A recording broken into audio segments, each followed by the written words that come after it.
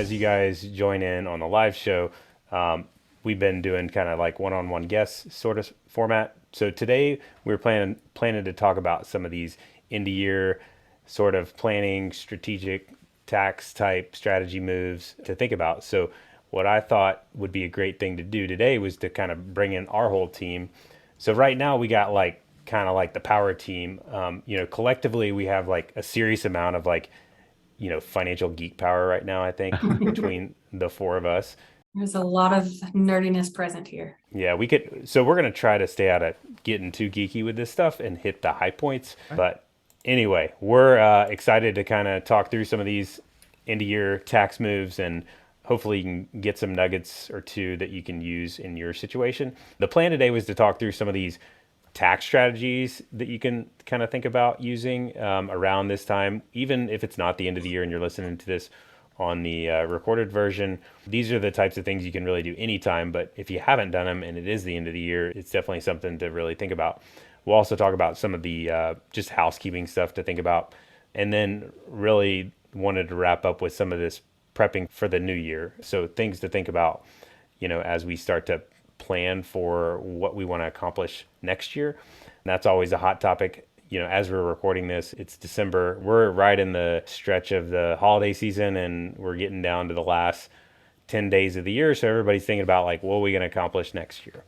So let's jump into some of these tax topics. There's a bunch of these that we can kind of talk through, but I wanted to talk about some of the minimization strategies first. So maybe we could start with Jeff. So let's talk about the backdoor Roth IRA, HSA, all that stuff. I know it's not exactly a deadline to have this done by the end of the year, but I feel like it's something, people should think about doing before the end of the year. Yeah, so we've got the backdoor IRA and the health savings account are two to be looking at as we get to the end of the year here.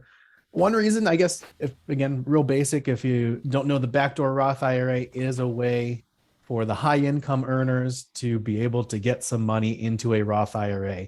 There are income limits for both deducting on the regular IRA, and then there's income limits for contributing to a Roth. And so the backdoor is the way that we do this to get around that and still get some tax-free money.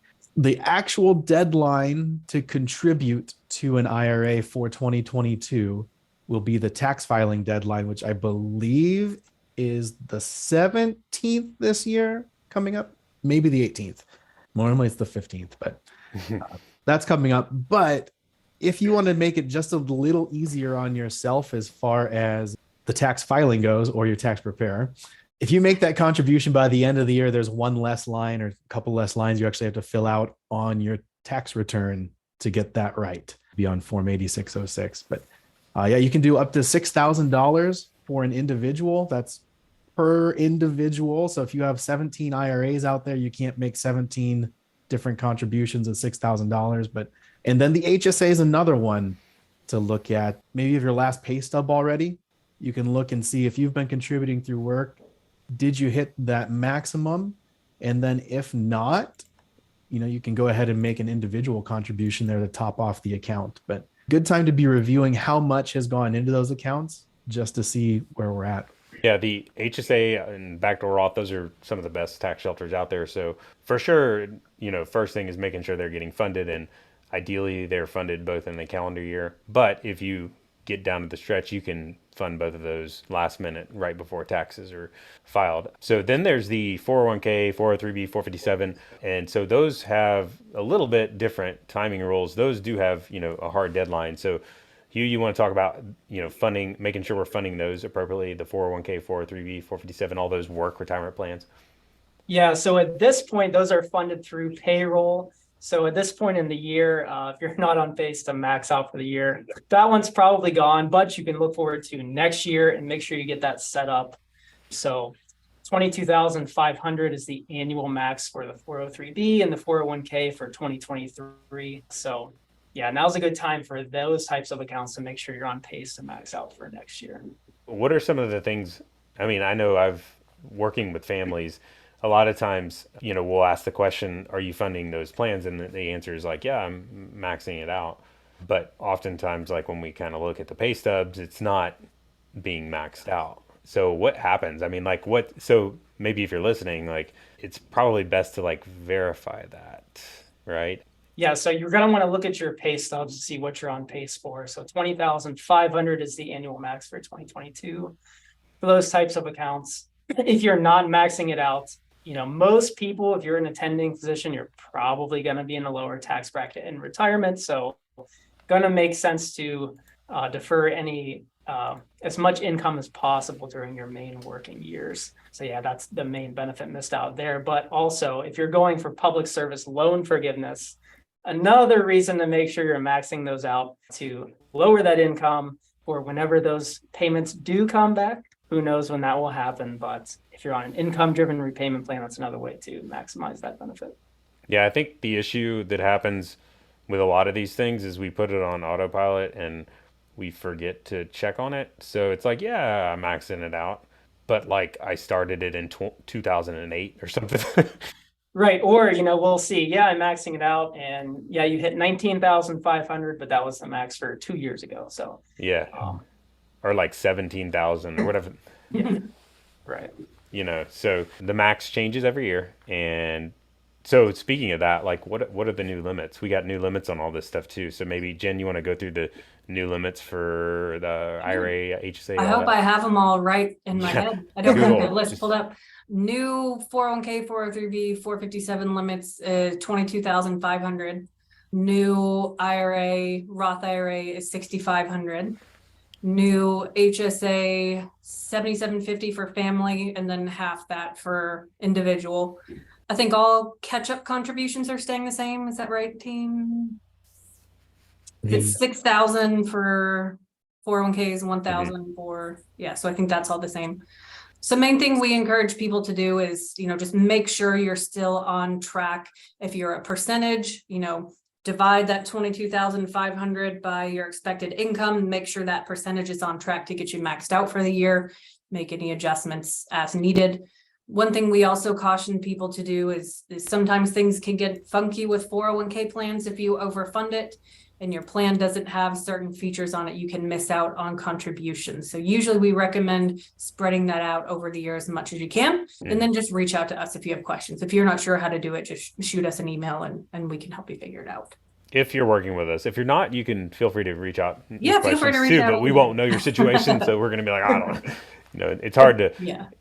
all this stuff depends on your situation. And Jen was referring, I think you were referring to like the true up thing with the 401ks. And Yeah. so I think the TSP doesn't have a true up, right?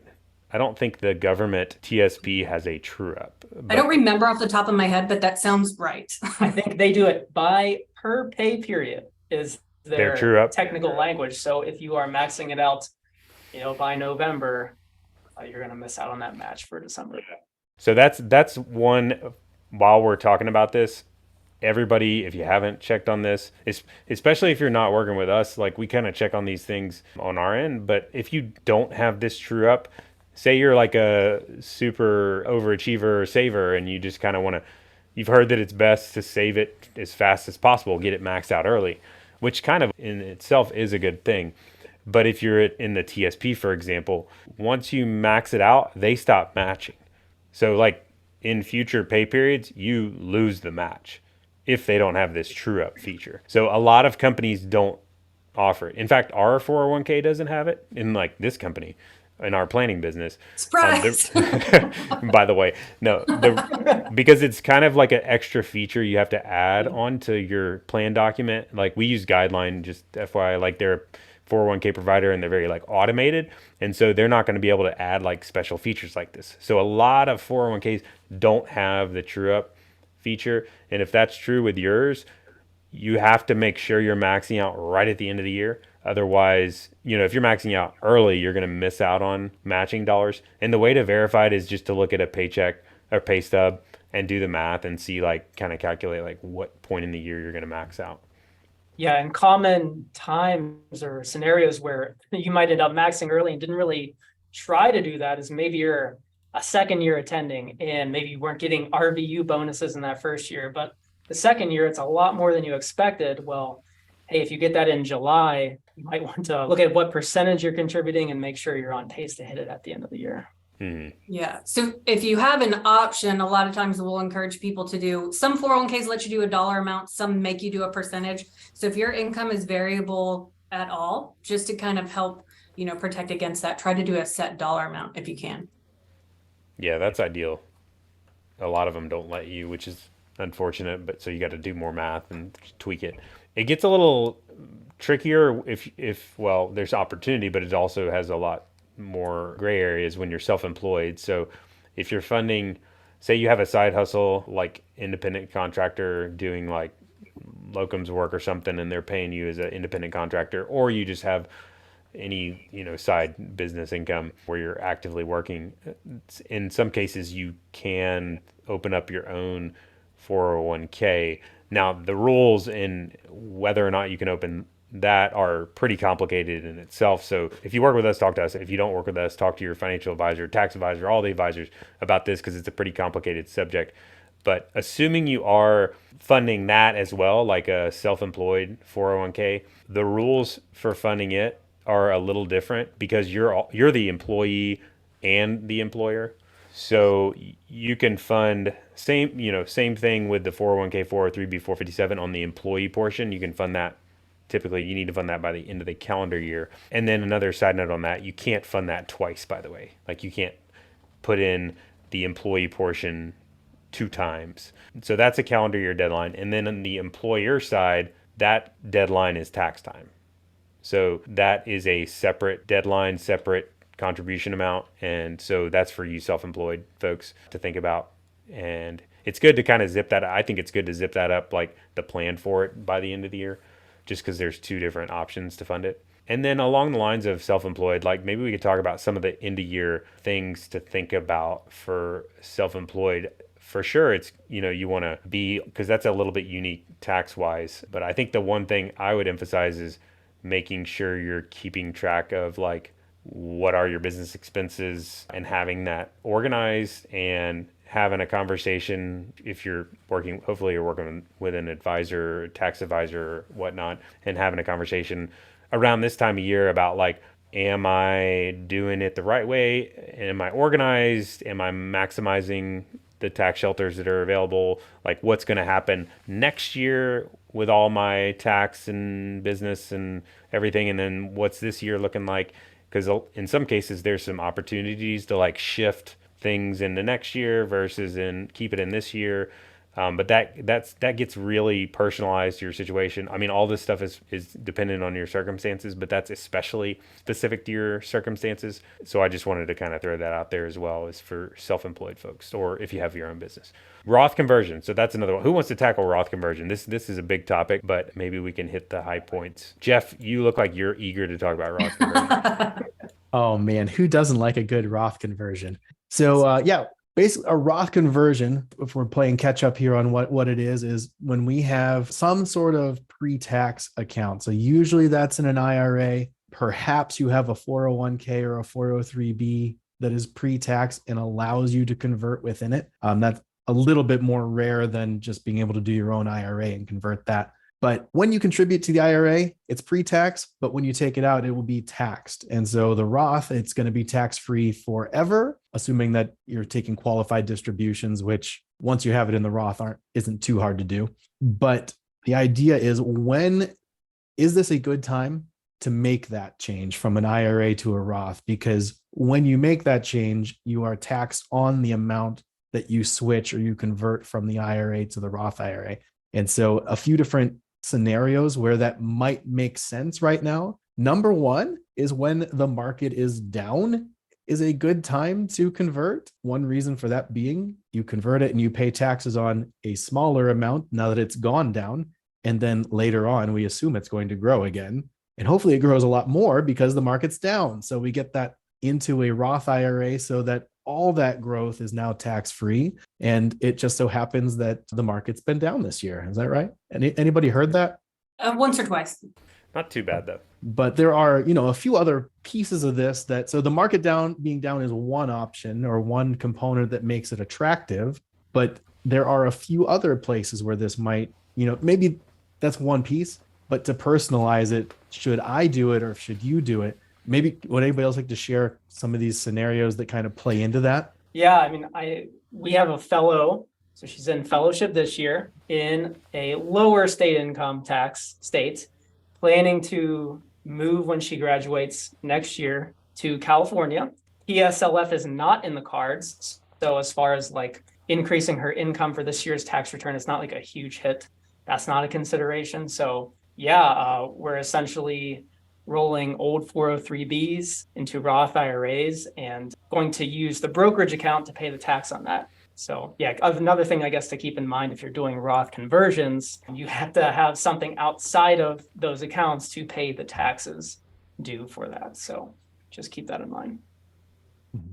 So like Hugh was saying, it's a really good idea when you're moving from a state with low income tax to a state with high income tax to go ahead and recognize that before you move. Otherwise, say you live in Tennessee or somewhere with 0% and California is like 9 or 10%. There's good savings there. And did you say they were in transition as well from fellowship to practice? We'll be in fellowship this year. Next year, we'll graduate. Income will quadruple 5x. So there you go. Much different tax bracket. That's when it's a home run, typically. Because that's like 2 in 1. Yep. Low market and low 3 tax in bracket 1. with high tax bracket future Mm-hmm. and state change. That's like the ultimate Roth conversion home run. And I've had most of my good Roth conversion examples were physicians in training. We also work with kind of a little bit skewed younger age group. And that's a common time is like when the income is the taxable income, like your tax bracket is lower. But there's another segment that it happens in time when, like if you retire early, the classic scenario is you retire early before kind of these income streams start coming in and you have this gap time where you're not earning any realized income and you can kind of like play with which bucket you take from first. So in that scenario, a lot of times you can kind of time these Roth conversions to where you basically fill up the low tax brackets and it can be like a home run tax move. They're trying to kind of limit the rules on the Roth conversion, or were trying to, I guess they maybe still are, trying to limit the rules or put some limitations on the Roth conversion, especially for high income. So for now, the strategy is still, alive and well, but where you can kind of just convert as much as you want and it's all good. But I wouldn't be surprised if they like chip away at this and it becomes like, but who knows? For now, it's good to go. We'll see. I feel like they've been threatening our backdoor Roths and our Roth conversion opportunities for a while. Yeah, same with backdoor Roth. And I think some people argue for doing these now, backdoor Roth and Roth conversion now because it's on the chopping blocks and to get it over with. I've heard less of that argument since it's kind of died down, but if you're worried about those going away, it might be a reason in itself. The only other reason I'll throw out for Roth conversion is if you have an IRA that's pre-tax and you can't do anything about it, like you can't move it into, you don't have a 401k to move it into, and you want to do backdoor Roths, it's going to cause problems doing a backdoor Roth. It's just like a complicated tax situation and you end up having to pay tax on it. So a lot of times people just go ahead and convert that IRA to Roth to kind of like clean up, to zero out the IRA bucket so that they can do Roth conversions in the future. So that's plenty of Roth conversion for today. What about savings plans? So like particularly 529 plans, there's some tax benefits there. So Jen, you want to talk about funding those before the end of the year? Sure. So some states have tax benefits for 529, some don't. If you're in an unfortunate state like Kentucky, who doesn't give you a tax break for contributing to a 529, this does not apply to you. But if you live in a state that gives you a tax break, I would typically, as cash flow allows, as goals allow for, put in as much as you can up to that tax break. I think it's South Carolina that's unlimited, and then most states have like 2, 4, 8,000 pretty round numbers that you can put in per beneficiary. So, and that's a pretty easy Google if you're not sure. Just Google Minnesota state 529 tax. Yeah, I think you've got a really good point there, is that these states are very different on what they allow. And so it's definitely specific. Ohio has a little deduction. I'm from Ohio. You can see I got a lamp back here. But a few that stick out to me or that I've seen recently, Pennsylvania, gives you a deduction up to the gift tax limit, which is for 2023. Let's do 2022 because that's the year we're in, which is 16,000 this year. And if you're married, you could actually do that from each spouse. So if you're really looking to super fund it, you could do quite a bit in Pennsylvania. And there's not a super Pennsylvania is not a low tax state either, so you might actually save some money as well. And then Virginia, I believe, is another one that is interesting, where you can do it per beneficiary, and you can set it up so that if you're really looking to get a lot of money and save on taxes that way, you can set it up kind of creatively to get a lot of money funded early on. Oh, like a per parent, per beneficiary one? So like each child can have one per parent, yeah. Yeah. So, well, I mean, I could set it up, one for Daniel, one for Jen, one for Hugh. None of you guys are my kids, but you're a beneficiary of the 529 plan or something. And then that's a little bit weird. But then You're taking this too far. Change the beneficiary down the road to my kid. So you've gotten, anyway, that's really creative. Consult your advisor for that one. Yeah. Most of us don't need that much, but if you have several kids or several, a couple of parents or grandparents or something like that want to help out, that's a way to look at it in some. So the states are unique is what I'm trying to say. Yeah. Yeah. My favorite one is Indiana because they have a credit. I think they call it a credit, tax credit officially, but basically if you give 5,000 to if you give 5,000 or more to a 529 in Indiana, you get $1,000 tax credit, which is like the best. I guess that's like the best bang for your dollar or return on your dollar for tax credits. So if you're in Indiana, I would definitely look into that. And the other thing too that we commonly see just while we're talking about this is it's one of the most commonly missed things on your tax return. Like even if you have like Superstar or CPA or whatever, it's just regularly missed. So I think a best practice is like when you fund it, email the accountant or whatever, just so you can, or if you have a place where you track all your tax stuff, write that down. That's kind of goes in the spreadsheet. If I live in Kentucky, so I don't get a tax deduction, but if I did, I have like this spreadsheet that I keep track of, like things to share with accountant. So that would be a thing to go on that list. So how about FSAs and HSAs? Let's talk about FSAs and HSAs. Hugh, you want to talk about the differences of those? Yeah, so the FSA is I call it a use it or lose it type account. Some do allow you to roll a small amount to the next year, but in most cases, that's one you're going to want to use up by the end of the year. Difference is with the HSA, that's an account that you don't, I guess the most tax efficient way that we have counseled clients to use it is to, if possible, not tap that for health expenses. So continue to max that out, invest those dollars, let them grow, save receipts, especially for any big medical expenses you have. Most platforms will allow you to upload a PDF and kind of store it on their platform. And you can reimburse yourself from that HSA at any point. You could invest the money, reimburse yourself 20 years from now, unless they change the laws. And that way you get a lot more bang for your buck. Yeah, so I always emphasize FSA, I would say, is flex spending account, like spend the money before the end of the year. And then health HSA is health savings account. So like you can truly build wealth in a HSA, and I would consider it the best tax shelter really, the average person at least has access to. And so it's often like much better just to use your own savings to pay for healthcare, like you was saying, and let that HSA, it's kind of like the golden egg of your tax shelters, and let that thing build up and wait till you're older to use it, especially if you're young, let that thing build up and invest it. But sometimes they get confusing. It's like you think you have an HSA, but it's really an FSA. So check to see exactly what you have. It depends on what your company offers and what even your health insurance is. So make sure you understand which you have first of all. And if you have the FSA, it's like use that thing, make sure you use every penny of it. But it's the reverse if you have the HSA. Don't use it and throw away the debit card. That's what we're always like. Don't even send me the debit card, because they always send you a debit card when you get an HSA. It's like, no. This was a challenging thing. Like my wife and I, it probably took 3 years for us to get on the same page with the HSA, because they send the debit card every year and she's like, oh, it's the health spending account. I'm like, no, health savings account. Like but they send you a debit card, which is confusing because it's like, that means and you take it to the doctor and the doctor's like, oh yeah, we use that. So anyway, we've talked about HSAs a lot in prior episodes. So if you're interested in, check those out. Maybe we can link to some of those in the show notes as well. So let's talk about charitable. So charitable giving, there's a lot of tax moves to think about before the end of the year that can save quite a bit, or strategies to think about. I think the big thing about charitable giving to talk about first, or think about first, is first of all, like, you still have to want to give charitably.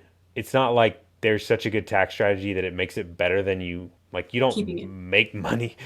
So I've heard that confusion out there before. It's like, oh, I'm going to give charitably because it makes me better off from a tax standpoint.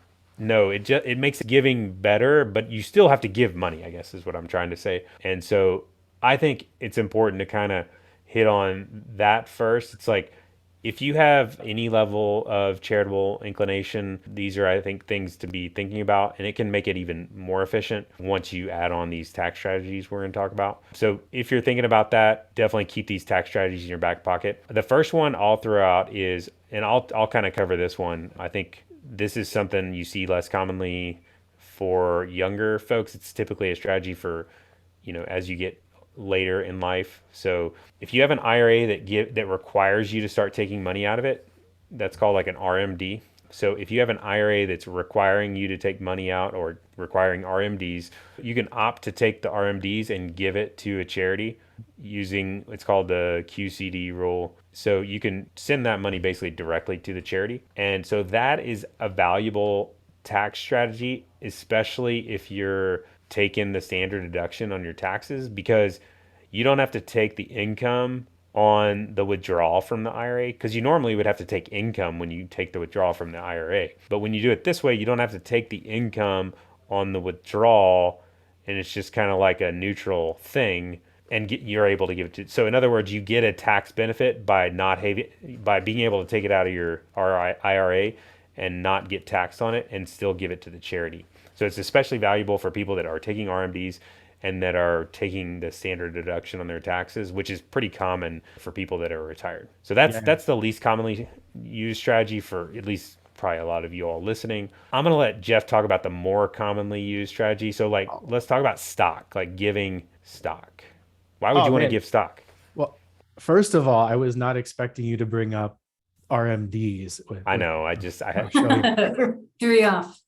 But yeah, you got me all riled up about RMDs and qualified charitable distributions. You're right. If you're giving and you're in that age range at 70 and a half, you can still do that for the charitable distributions. But yet I've not seen a scenario where it's not a good idea to do that instead of itemize, because it never hits your income that way. Mm-hmm. So it's fantastic. I mean, if there's something that people don't like less than taxes, it's Medicare premiums. So the less income you can have hit your tax return at all, even if you deduct it later, the better. So I will get off that soapbox. Thank you for the reinforcement. So anyway, to the point though, was giving from just investments. Is that what you said, Daniel? Yeah. Like, why? I mean, most people give cash, right? Yeah, or you're the right. average person, like, I would say. Yeah, giving from your investments is really probably the lowest hanging fruit, and one of the best reasons to even start a taxable investment account, if you are charitably minded anyway, is to get ahead and have investments that are flexible and not in a retirement plan. But the reason for doing that is that, if you have an investment, so you pay $100 for, I don't know, give me a good company. Apple. Let's use Apple because people love Apple. So it doesn't matter which one, by the way. So I put $100, buy $100 worth of Apple stock. Let's say in 2 years, that has grown to $200. Wow, great return, Apple. And if I were to sell that, then I would not be taxed on the first $100 because that's the amount I paid for it. But then above that, I would have to pay capital gains on it, which would usually be 15 or 20%, depending on where we're at. So I would pay on those gains. So $200 in gains, 15% of that, $30. All right, man, we got to talk in bigger dollars for anybody to care. Yeah. Multiply that times 1,000. But anyway, the point being, I'm taxed. So now at the end of the day, if I sell that, I paid $100, sold it for $300. I have 270 left. So You don't get the 300. I don't get the 300 because the government gets 30 government taxes. So that's one thing. But if you were to actually donate that when it's at $300, and it has to have been there for at least a year, right? We need a long-term gain. So you had to have held that for at least a year. But the charity gets $300. You do not have to pay any taxes on that. And it is all gone. So you've only had to pay $100 to give 300 long term, basically, and no taxes. And so that is the primary reason that that's an efficient way to give it, because you let it grow and you pay no taxes. Another way to look at it is like, would you rather have $1,000 of cash in your checking account or $1,000 worth of Apple stock that you paid whatever $100 for or something? Like, if that's the choice, because you could give that Apple stock away and have no tax impact, you could just buy the Apple stock back with your cash. I'd rather have the cash because the cash doesn't have a share with Uncle Sam. Like, there's no unpaid tax liability with cash. Whereas that $1,000 of Apple stock or whatever, that any stock that's gone up in value, that there's a share of it that's a slice of the pie that's going to have to go to the tax eventually. And so it's worth less than it actually is because that unrealized tax bill.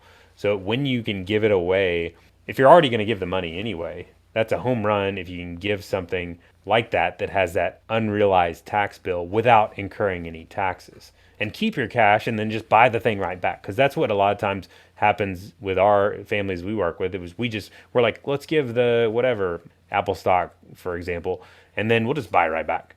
You know, we'll get the Apple stock with the unrealized tax liability off your plate and then buy it right back. That's kind of the strategy. So it's a great way to give stocks. But what happens when the charity doesn't accept stock?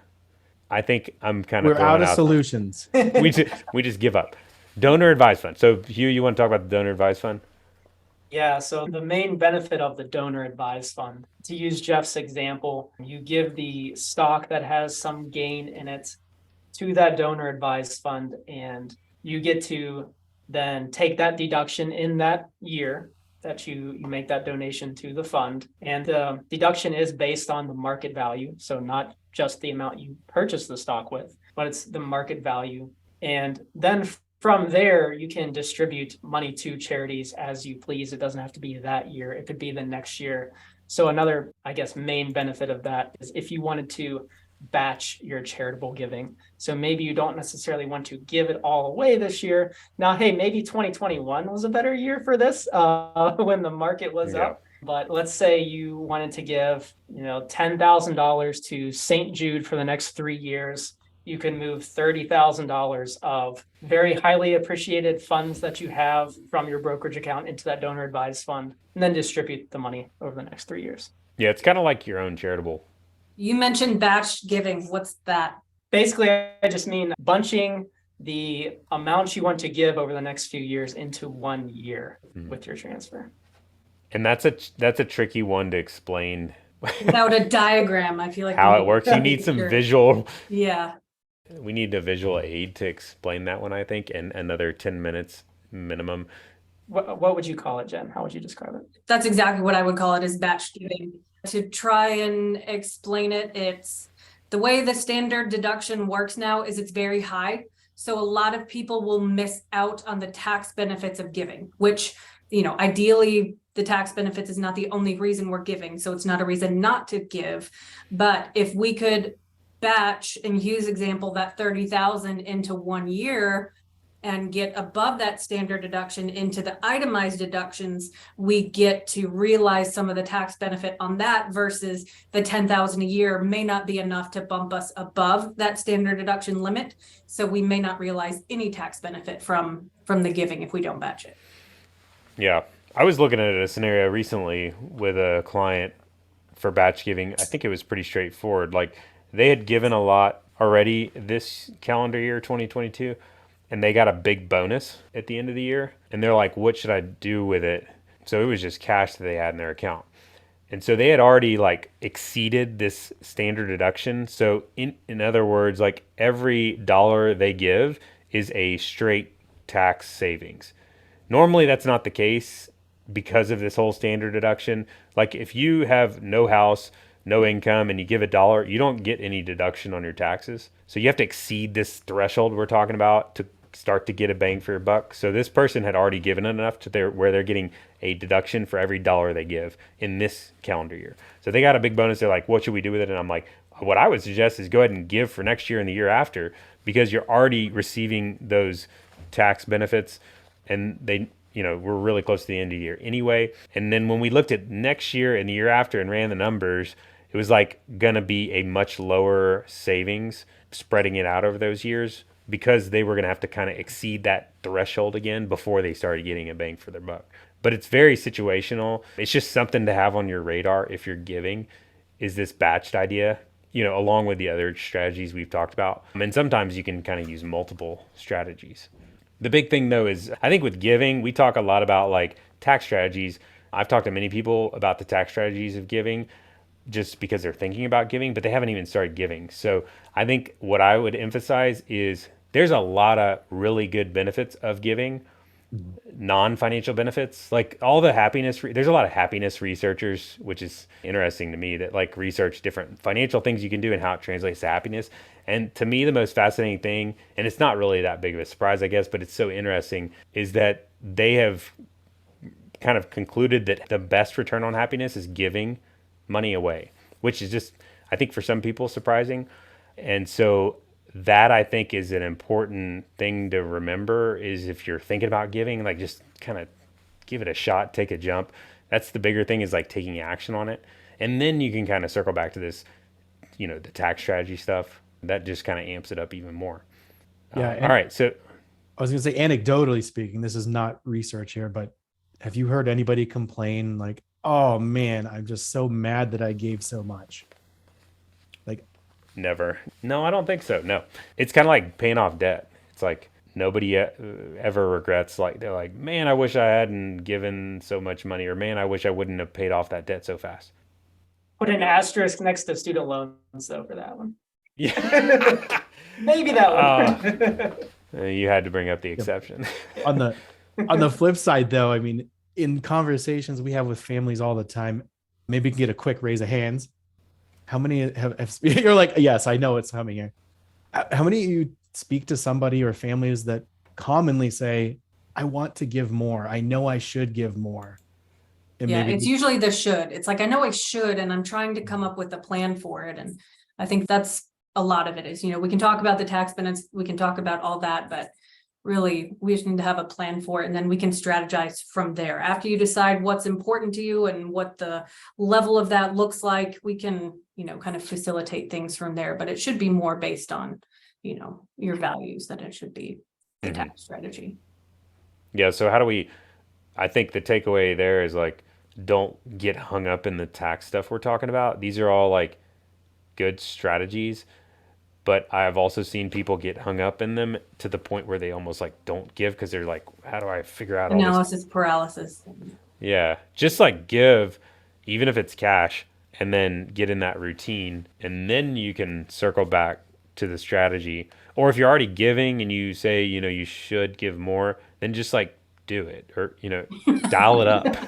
There's I mean, a pretty easy solution to that problem. do it. I mean, take a jump, and it's like you can dial it down if you have to. Same thing with savings. I mean, that's what I tell people with savings often. It's like, Yes, and check. let's just try it out. Like, not the worst thing that could happen is if it ends up that it's too much, you can dial it back down, and Yeah. not the end of the world, and that sort of thing. I guess with giving, you can't get the money back. Well, probably not, but anyway, we've done this a lot of times. We have, like, as financial planners, we've had a lot of experience with people and these sorts of things, and it's extremely rare that, in fact, I don't know of any cases where people like have problems with having given or saved too much. All right. So as we start to wrap up, I wanted to kind of talk about like prepping for new year and getting ready for strategy with the new year. And then also like some of the housekeeping stuff to be thinking about like as we plan and then get organized and that kind of thing. So end of year housekeeping, I think is one thing in itself. I think it's a good time of year to kind of look at like withholding and how we're doing on taxes. I've seen it more than a handful of times where like families go to their accountant or do their own taxes April 15th and then they're like completely shocked and surprised by the tax bill that they get. And it to put the point it ruins their finances sometimes. I think a lot of people misunderstand the role of your average CPA. Your average CPA is going to crunch your numbers and do your tax return. They're not going to reach out to you in the middle of the year and say, hey, I noticed that you weren't withholding enough. Your average CPA isn't going to do that. So it's kind of on you to either hire someone who's going to provide that service or use someone on your team. If you have an advisor, if you work with us, if you have, someone you can reach out to and just say, hey, can we do like a mid-year checkup and see what's going on? Am I withholding enough? Am I withholding too much? Just kind of keep an eye on it throughout the year. Especially if things have changed. Especially if you have multiple jobs or like if you're going into practice or you started a business or somebody got a big pay raise or a big bonus and you would like a classic example, maybe we can talk about some examples of why this is important. Like the classic one I see is like the couple where they both work and one person starts in practice and the other one was already working and they both are employees, so it's not on their radar to like they're getting taxes withheld and it's like a standard table, so they're like, yeah, it's getting withheld, I did the withholding thing and we're good to go. But what happens sometimes is with high income, especially when you have like a one spouse is like a modest income, like say one spouse makes 100 and then the other spouse makes like 300 or 400,000. The problem that happens is like the $100,000 spouse, like the way the withholding tables work is they don't know that there's another spouse making 400,000. In other words, they don't know you're in the top tax bracket. Like when you combine those two together, you're in the top tax bracket. So you have to be withholding a bunch. But the withholding tables are not going to know that. So they're going to withhold a tiny amount of taxes relative to what they should be for the lower income spouse.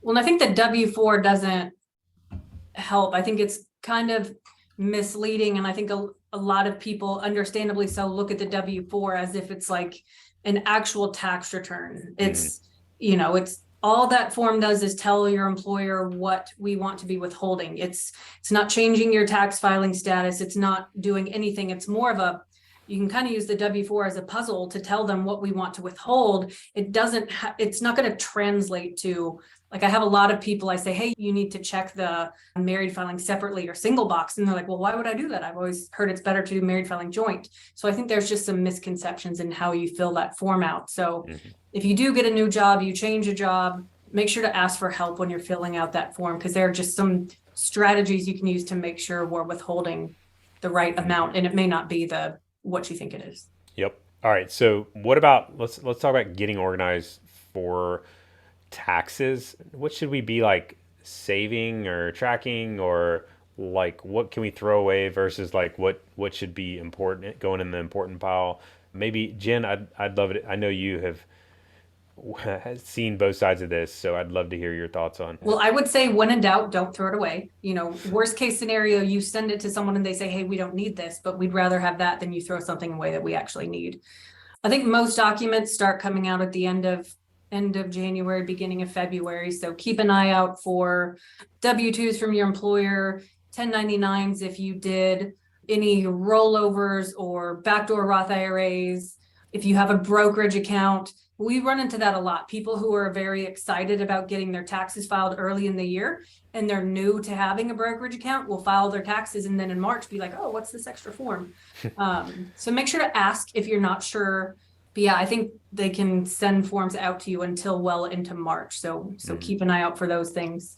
Make sure, like Daniel said, if you can track things throughout the year, especially if you give any transactions you make that you feel like are going to have an impact on taxes, maybe just keep a document that says, here are things that I should remember when I talk to my CPA or I do my own taxes.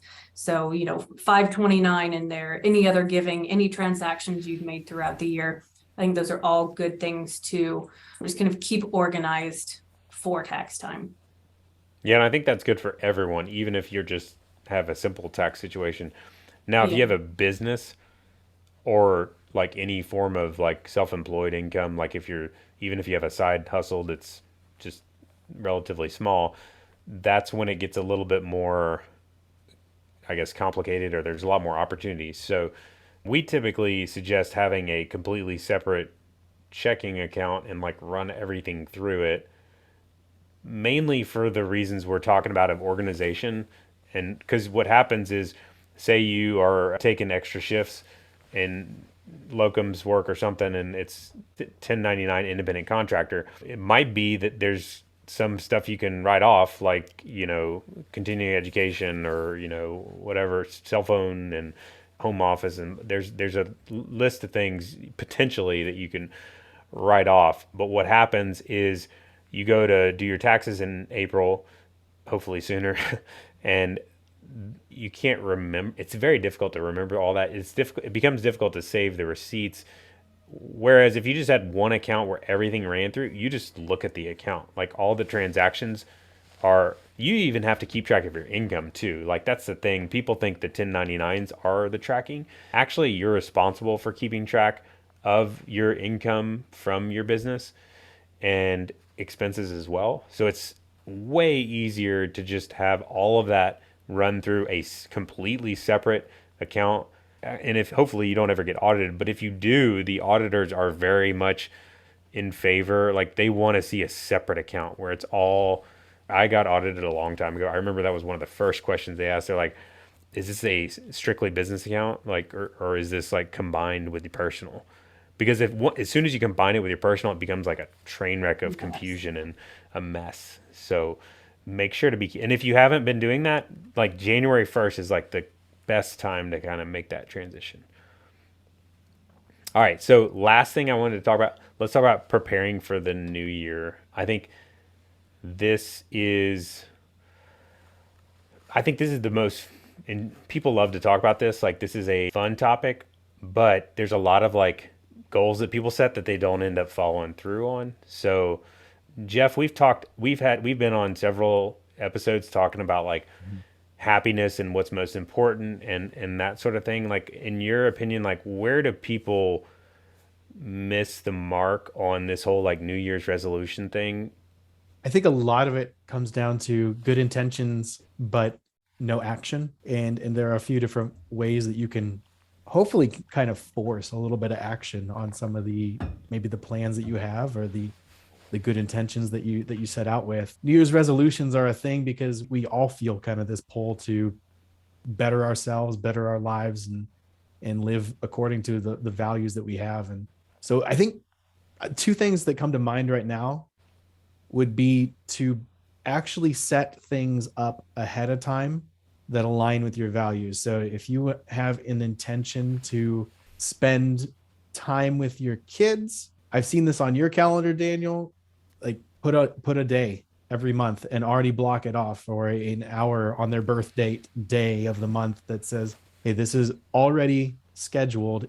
It's already been budgeted for, and I'm going to use that time for what I value, for what's important to me. And you can do the same thing with finances too, right? You can set up let's say there's a giving fund or a travel fund, something like that, it gets automated and it just gets set aside in a bucket so that it's ready to be used for that purpose. Our minds love it when we have a bucket set aside for a purpose. What if I don't know what my values are?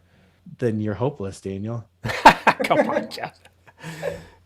I think anybody have more to chime in on there? It's a topic that I love, but Yeah, I think one good thing for helping people with their values is that Kinder exercise that people may have heard of or may have talked about before, where you kind of evaluate your life in the context of what if tomorrow wasn't promised, or what if next year wasn't promised? What would you have missed out on? What would you have wished you had done differently or more of or less of?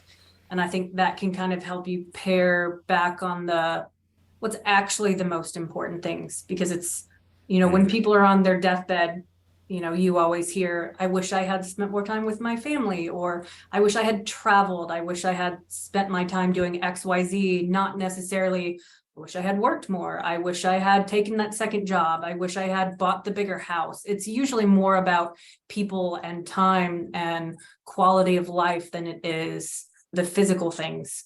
So I think going through exercises like that can help you reflect on what are those values, what's actually most important to you. Yeah, check out the episode we had with Dr. Jordan Grummett.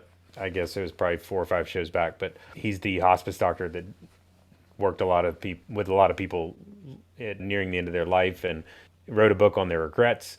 And it was super interesting, and kind of like along the lines of what Jen was saying. A lot of their regrets revolve around them not leaning into some of these things that are most important to them and taking action on them. And I think what his message is that one of the biggest first steps is to gain awareness of it. Have that awareness of what is most important and dedicate the time to getting the awareness. Because you have to have, we're all super busy. Everybody, it's a thing that people say. You're like, how's it going on? Everybody's busy, so we don't have much time. And then when you're not busy, you're on your smartphone. So it's dedicating, you have to carve out an hour or more, or an hour a month to think about what's most important and kind of iron out those values. And then ideally you let that drive the goal setting. I think that's where goal setting can really be impactful, is when you have it connected into what's most important, and you've kind of made the time, you've done the hard work on the front end of sitting there and thinking about it. But this is all, it's a work in progress too.